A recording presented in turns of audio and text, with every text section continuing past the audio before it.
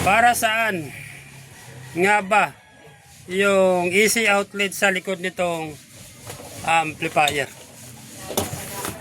Actually guys, comment yun ng ating isang viewers. Ang tinatanong niya kasi, ano daw ang purpose nito?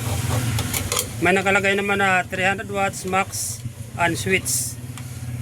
Actually, kung mayroon po kayong mga mababang watts ng appliances, halimbawa gaya ng DVD, turntable, equalizer, mixer, pwede nyo guys ipa-plug in dito.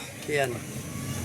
Once kasi na gin-plug in nyo itong amplifier, automatic nagkakaroon na kagad guys ng AC outlet dito na 220.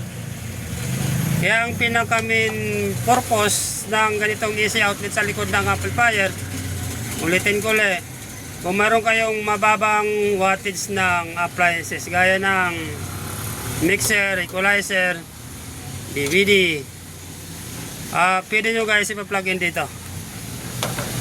Basta huwag siya lumampas ng 300 watts maximum yung kanyang total na wattage.